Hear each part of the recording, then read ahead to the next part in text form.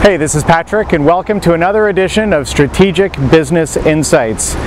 Today we're going to talk about non-traditional subsidies. Different countries all around the world have different types of subsidies that they can take advantage of. And right now, I'm here in Dubai. This is the Burj Al Arab hotel right behind me. It's the only 7-star hotel at this time, in any case, in the world.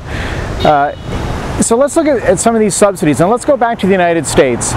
In most developed countries around the world, Canada, Europe, Japan, Australia, governments tax gasoline significantly. So there's a lot of tax on gasoline, so as a result of that, people have to pay more for the gasoline that they use. In other words, they have to pay more for energy. Well, in the United States, the government doesn't tax gasoline nearly as much, so gas is quite inexpensive in the United States. Well, that's a subsidy. That's a subsidy for not just businesses in the United States, but anyone who lives in the United States. They get that subsidy. They can buy energy for less expensive in the United States than they can in other countries. So that represents a subsidy that they can take advantage of. Okay? Well, here in Dubai, they also have different subsidies that they can take advantage of. They've got incredible construction that's taking place here, and the fact is that these the wages that people have to pay for these construction workers, many of the construction workers come from North Africa, they come from India, they come from Pakistan, other areas in the Middle East. The wages are much lower than they would be in other developed nations like Europe, the United States, Canada, where the minimum wages are higher, so you have to pay much more. So the development cost of building something here in Dubai, like the Burj Al Arab, is much lower than it would be in other parts of the world. And so there's a subsidy, and they're building like crazy, and it's much less expensive for them to do that here than to do it in other parts of the world. Here's another example. The United States, Europe, Canada, Australia, certainly Japan, Russia as well, all have a lot of older people in their economy.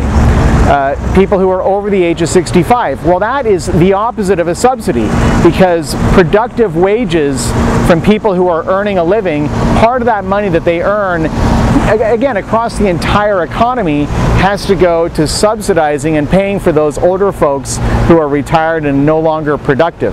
Okay? Well, in the Middle Eastern countries, India, Pakistan, Middle East, North Africa, there aren't a lot of older people in the economy. In fact, there's an incredible youth bulge. A youth bulge. There's a lot of younger people. There aren't a lot of older people. So that's another form of subsidy for their entire economy, because a higher percentage of the wages that are earned can go towards development, consumption, and so forth within the economy. So it represents a subsidy.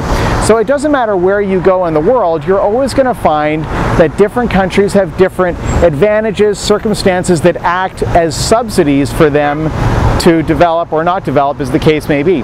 Here in Dubai, they have a number of things going for them, including an exploding population, a massive trade surplus because they're selling oil. Dubai doesn't have that much oil, but the region does. So Abu Dhabi, certainly Saudi Arabia, Bahrain, even Oman and Qatar, Iran, Iraq, of course, Kuwait, they all have a lot of oil. So that's another, the trade surplus brings a lot of money in, and a lot of that money goes into the public sector.